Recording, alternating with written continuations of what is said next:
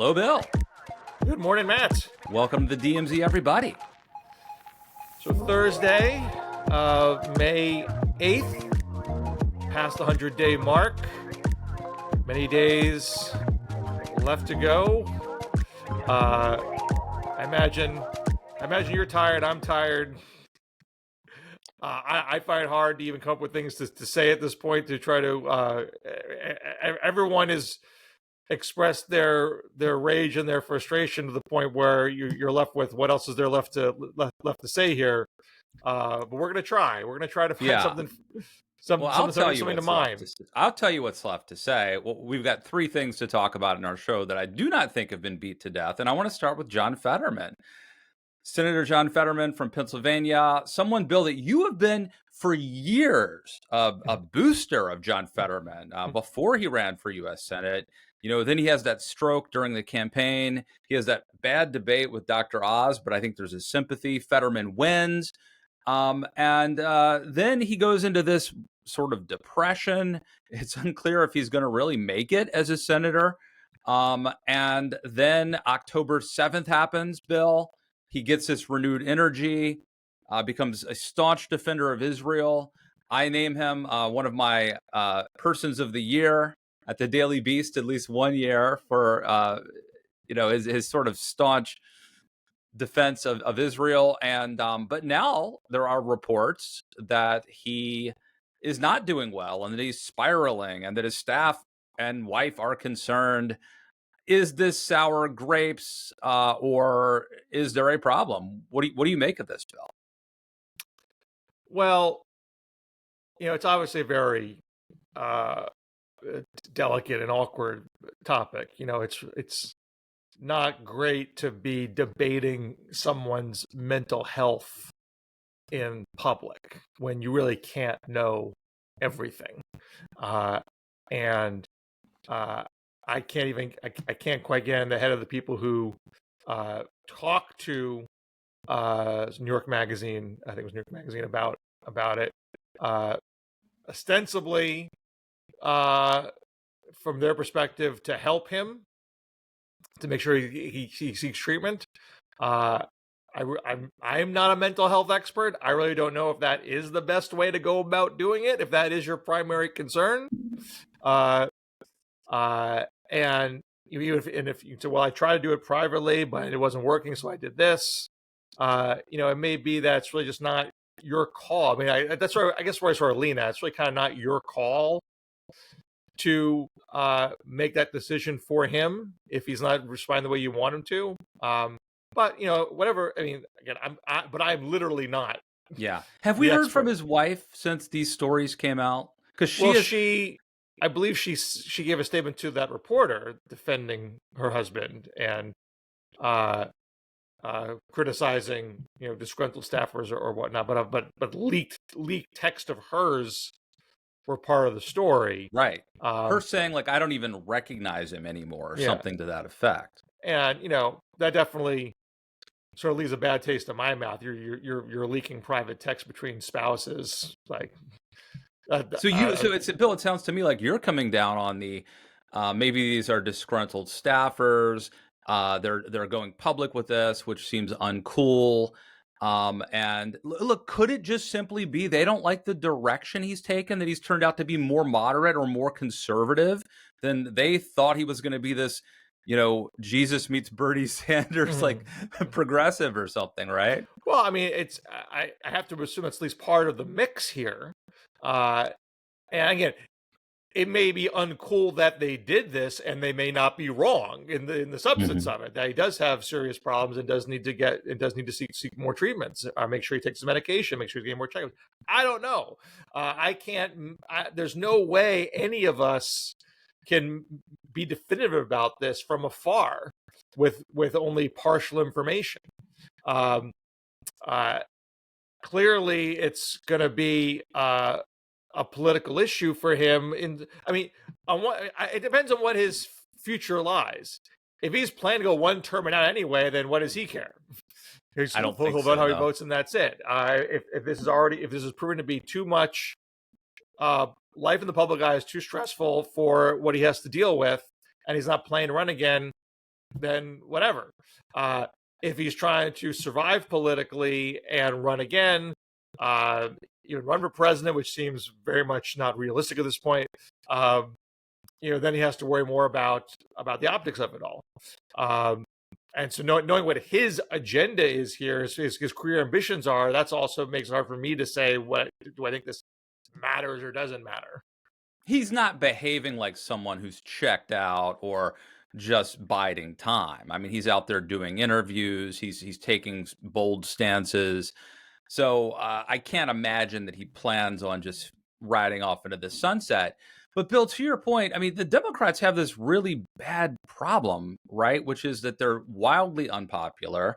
And in my estimation, the two best politicians, and I'll qualify it by saying the nominee may not be a politician because politicians are death in politics today, but the two best politicians, partly because they don't feel like politicians in the Democratic Party, are John Fetterman and Bernie Sanders. Like, those are the two guys that I think would be the logical, obvious nominees in 2028, were it not for the fact that John Fetterman suffered that stroke and is now facing these controversies, and the fact that Bernie Sanders is going to be too old. But they would be your obvious picks, I think, right? They seem authentic. They talk and look like regular guys. They could go on Rogan or Theo Vaughn or whatever podcast you want them to go on. But they're both essentially disqualified for these various reasons. Well, I think Fetterman simply just was too crude in his approach to Israel Gaza. I mean, I don't think you have to be on the stoutly pro-Palestinian side of the argument to be viable in a Democratic primary. There's plenty of people in the Democratic Party who are just more in the middle, two-state solution people. And that, to me, is probably the best place to be substantively and politically. Fetterman went way beyond that in his comments, which I think is, the Middle East has been a politically fraught area for decades, and to go in it with a smash mouth attitude, I just think is not going to work. So that created a vulnerability for him as far as national viability, putting aside all these other issues, that was going to make, I think, climbing up the ladder going to be more difficult. And there are questions, right? Like, it's not just Israel, but Fetterman, I think, went to Mar-a-Lago and met with Trump, which didn't rub me the right way. There are allegations that he pondered supporting some of Trump's nominees that he ended up later voting against, and even allegations that he contemplated becoming a Republican, if I'm remembering that correctly. So it is one thing to come across as not poll tested, not slick, authentic, and even centrist, but one does wonder if maybe he would ironically end up having a problem with the progressive base of the Democratic Party, which, again, considering, correct me if I'm wrong, Bill, but Fetterman coming into the U.S. Senate was seen as like an AOC Bernie type of Democrat, right? Well, yeah, certainly, pre-stroke, stroke definitely led people to, ratchet down their expectations of how far he was going to go. And like, if his agenda is to maintain his Senate seat in Pennsylvania, meeting with Trump and playing a case by case on the nominees makes some more sense. Trump did win the state twice. It's a purple state. So to say but he lost it once. So. He lost it once, but this is a knife's edge state, and again, you could make an argument that you should just stick to being a stout Democrat and we'll wait for the pendulum swing to come back your way in 2028. I think he would be right. He'd be up again. I think so. Potentially a more Democratic year, so you don't have to play those sorts of games. But I can understand the logic of saying, "Hey, I'm going to play this down the middle," considering the kind of complexity is on the ground in my state. But it's not a great strategy for running for president. All right, let's move on. Speaking of the U.S. Senate, right? So you and I have been talking, Bill, for months now, saying that it's very, very likely that Democrats will take the House of Representatives. Just history would suggest that, even if Donald Trump weren't crashing the economy. But the U.S. Senate, you and I have assumed, is just out of reach for Democrats simply because the map is so bad. There are I too wouldn't, I many would, I wouldn't go quite as far as out of reach, but definitely very, very uphill. uphill because You would need a big blue wave. because Democrats are defending too many seats in sort of red states, right, and or difficult states. Well, I Like, mean, they'd have to defend their own seats, and they'd have to pick off, three purple to red states, in addition to picking up Maine. Uh, but they could be getting, just like Donald Trump helped out Democrats in midterms, and even in his reelection, his first reelection, by kind of sabotaging Republicans and helping pick um, easy to beat Republican nominees. That could be shaping up now, Bill, in the U.S. Senate. And there are three states. One is Georgia, where John Ossoff, is running for reelection. Brian Kemp, the popular governor of Georgia, has decided not to run. There's speculation that Marjorie Taylor Greene could get in the race and run for Senate. That probably makes it a lot. I assume it makes it easier for Ossoff. Down in Texas, we've got this. You and I have talked already about this primary where Attorney General Paxton is running against incumbent Senator John Cornyn. If Paxton were the nominee, it's possible that a good Democrat could defeat him in Texas, believe it or not. I don't think that's an insane idea. If it's Paxton, that's the key. Cornyn, I think, wins easily.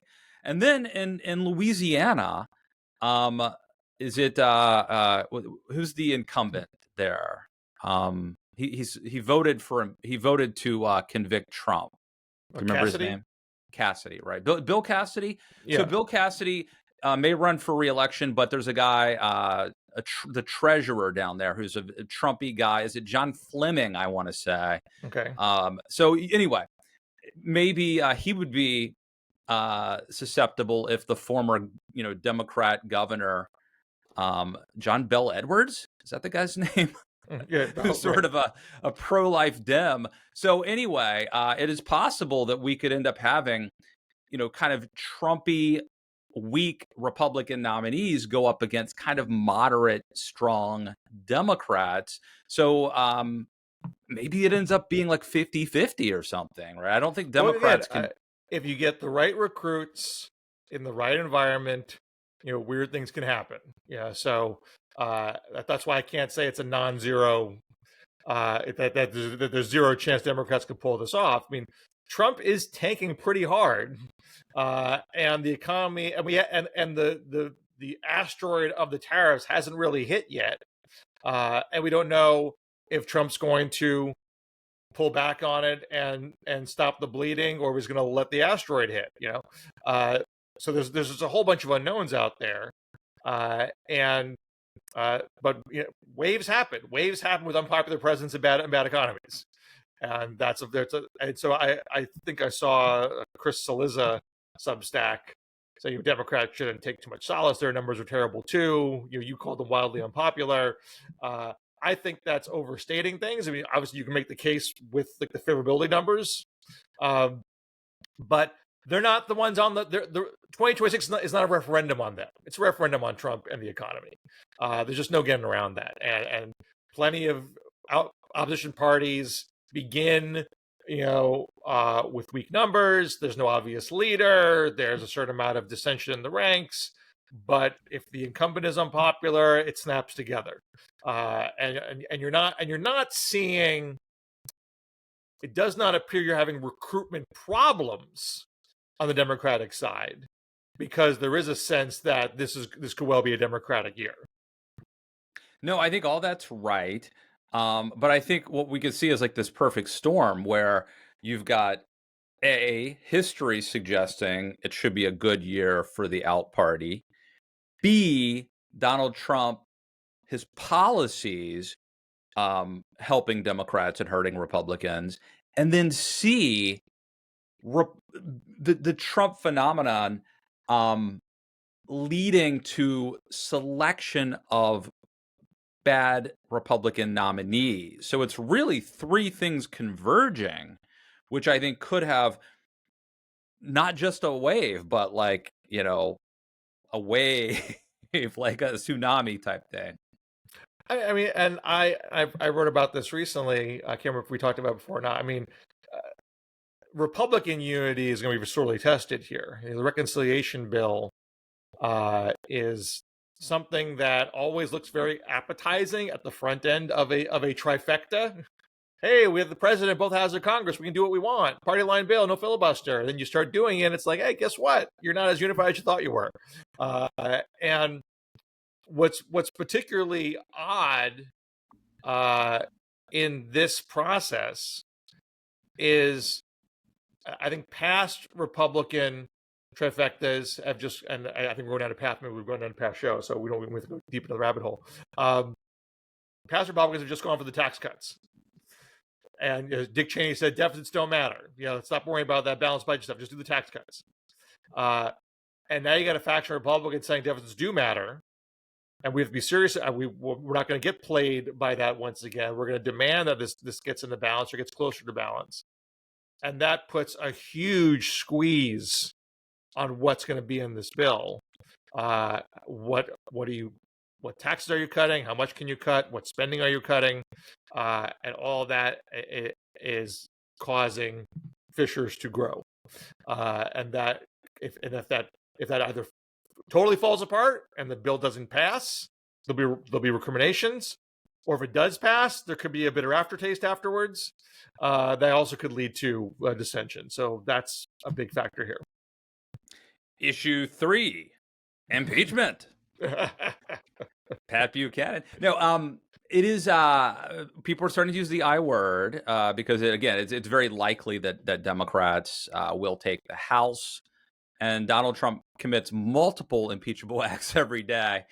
So the question is, will Democrats impeach him a third time? I'm pretty sure that would be the record. I think he's already the world record holder on that one. Twice the record.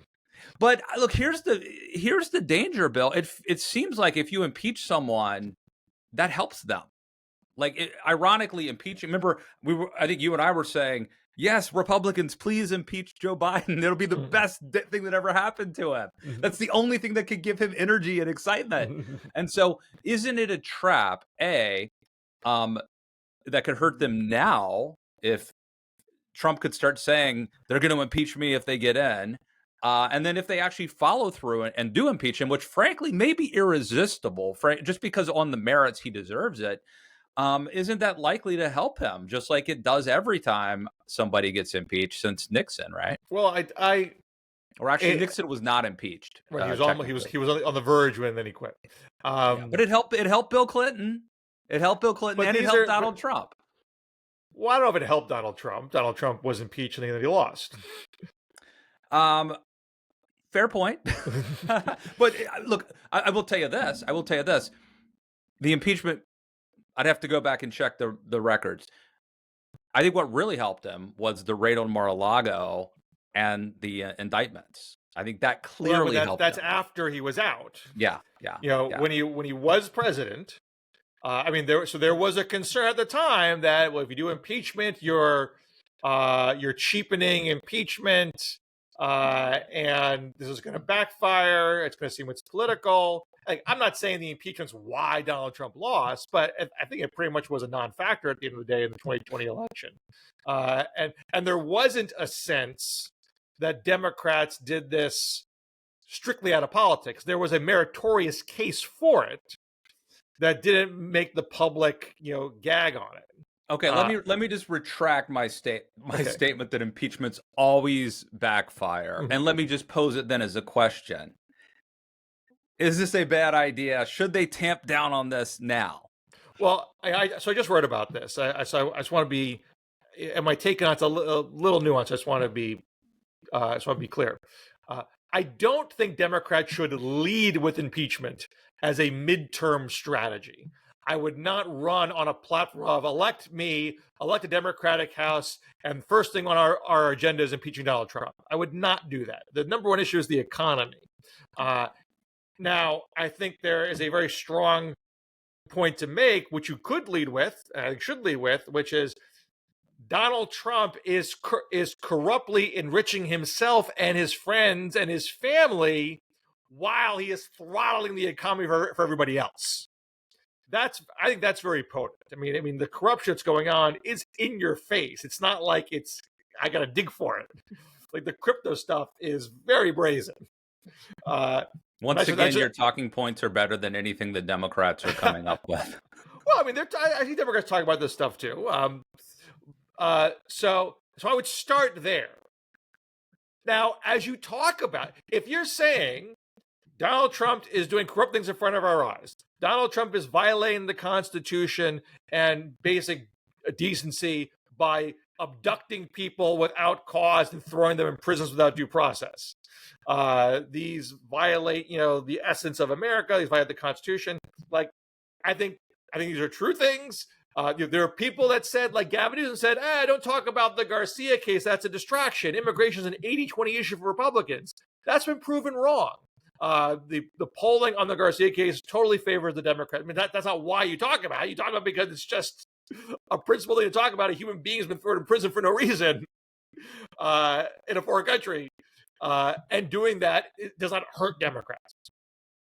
But if you talk about these things, the obvious next question is, if Donald Trump's violating the Constitution and if he's engaged in overt corruption, are you going to impeach him if you are in the control of the House? Like you can't avoid that question. It's the logical endpoint.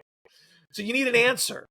I wouldn't, and I know one congressperson did this, I wouldn't introduce the articles of impeachment today because that seems more political. Impeachment should not be seen as a political weapon.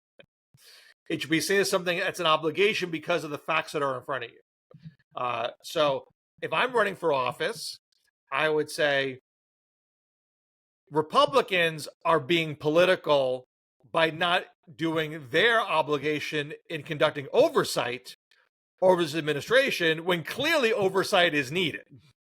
They're doing it out of political loyalty to Donald Trump. If you elect Democrats, we will conduct proper oversight. We will investigate anything that warrants investigation. And if the evidence presents itself that Donald Trump is violating the Constitution or the law, then we would have an impeachment and we would have a trial to litigate that case. But we're not going to announce it today when the investigations haven't even happened yet. That's what I would do. And again, it wouldn't be the first thing in my mouth. It would be when asked. Right. But do you think this is a trap? I don't think it's a trap. I mean, impeachment backfired on Republicans with Bill Clinton because they telegraphed it in the midterm when the economy was great on a totally penny ante issue. You can make a technical case for perjury if you want to, but the average person's like, geez, you're making a big deal about an affair and the economy is awesome. Get off the guy's back. Everything's fine. Dude, let me just say I disagree with you. I don't want to relitigate it, but I think it is a big deal. You think what the average person's reaction to that was? No, I think your assessment is right on the average person, but just like the average person doesn't care that Donald Trump is destroying the rule of law, the average person also was happy with Bill Clinton as long as the economy I think the average person cares that the economy is going down the tank while Donald Trump is profiting. Right, but the average person was fine with the Trump economy the first time, despite all the other horrific things he's doing. I mean, that's a very interesting circumstance because Donald Trump had terrible numbers even when the economy was good because he was doing so many crazy things.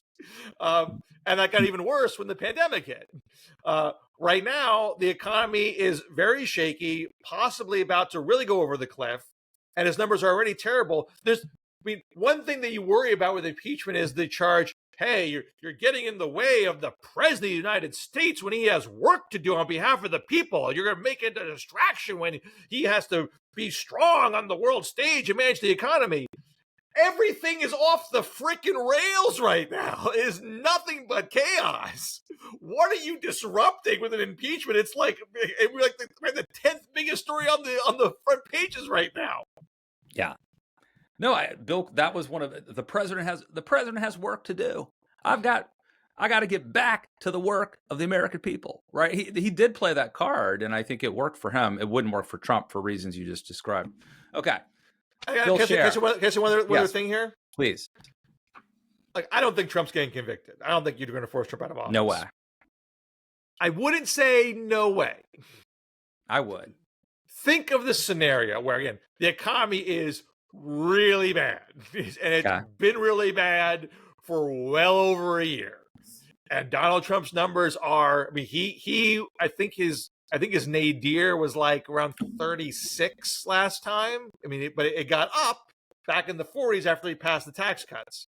Well, let's say he's like tracking, below 35 because it's so bad. If you're tracking that low, you're losing Republicans. You're not just losing the middle. You're eating into your base. And more Republicans at that point might say, you know what, maybe we just need to cut this guy loose and give J.D. Vance a shot. Nope, you're wrong. No, because these people are in a cult, Bill. And what they've seen is that when Donald Trump, when the world and all the evidence in the world says he can't survive the Access Hollywood video, and he wins.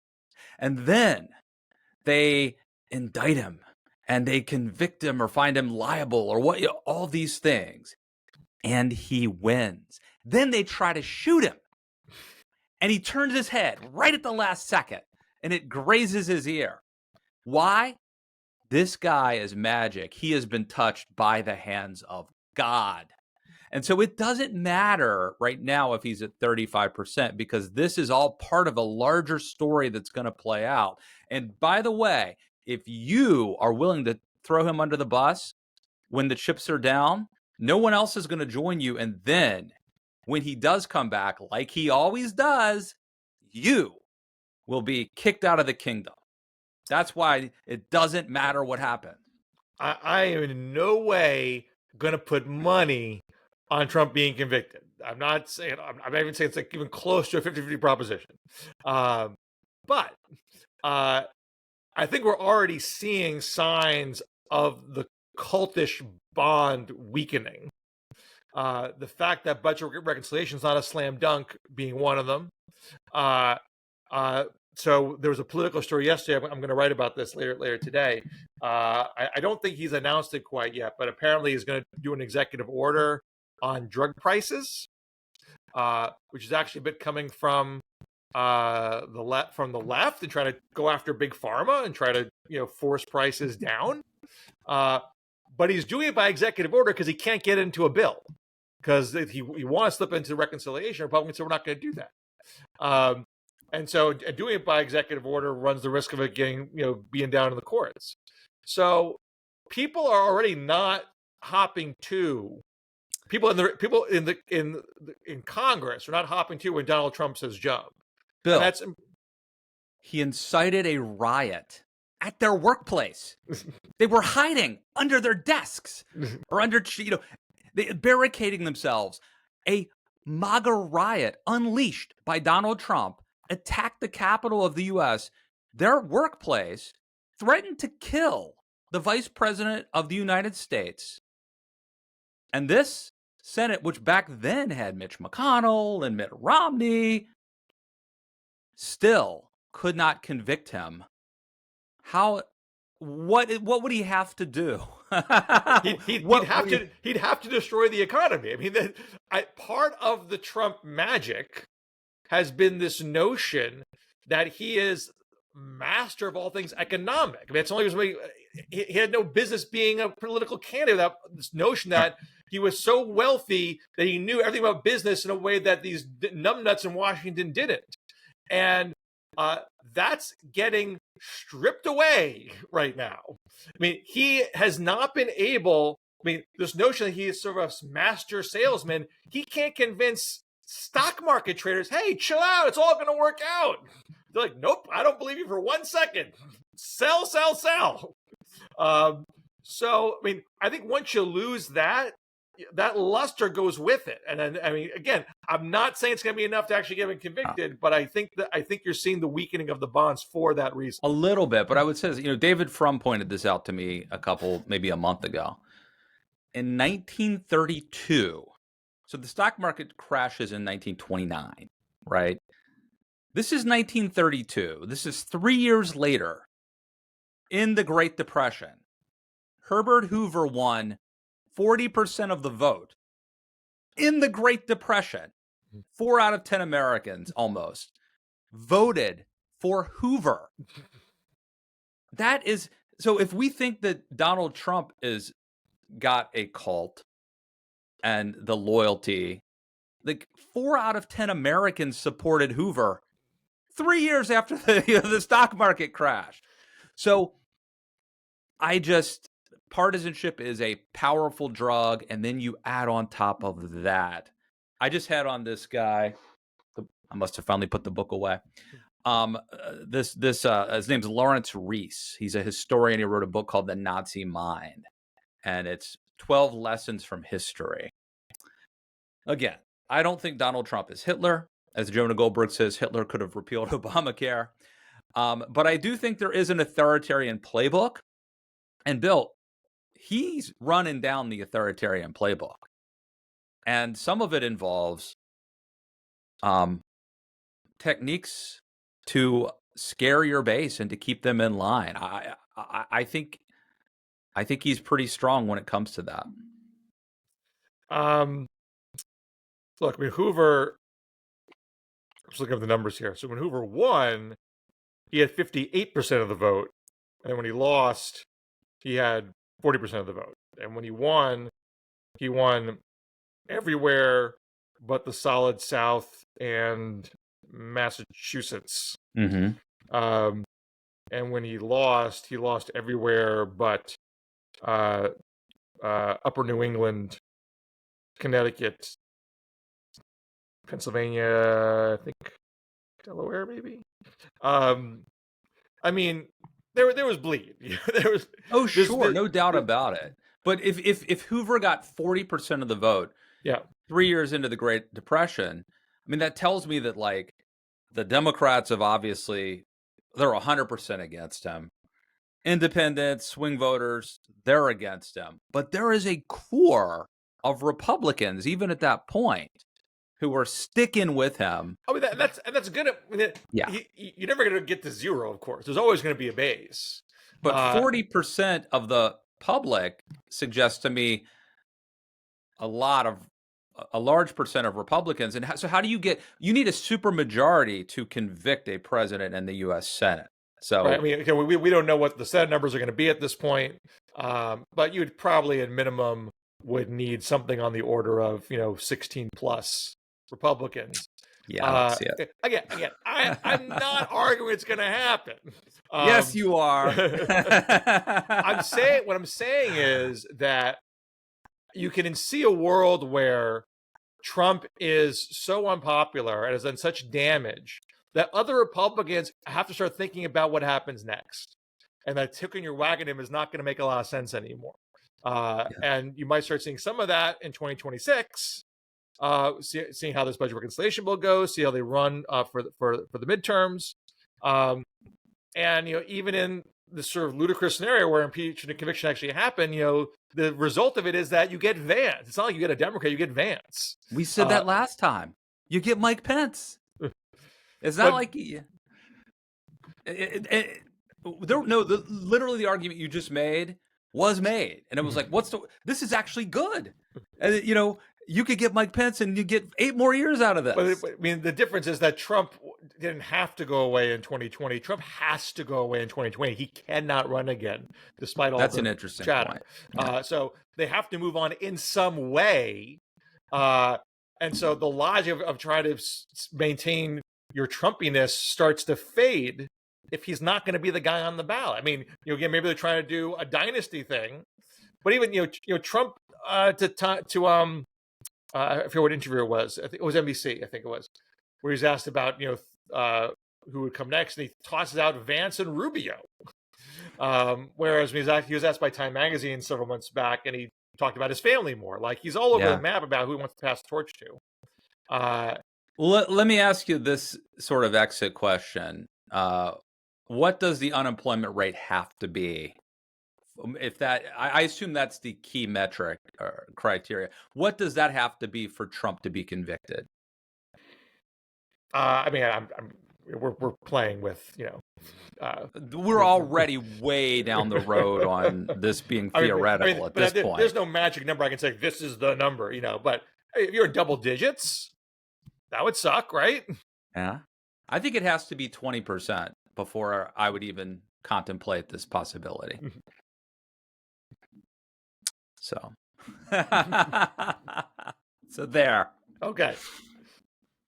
All right. On that crazy note, final thoughts. Anything you want to plug? Any pop culture you're watching these days, Bill? I know I've you know what I have been watching these days because my daughter's having me watch with her. Criminal Minds. Oh.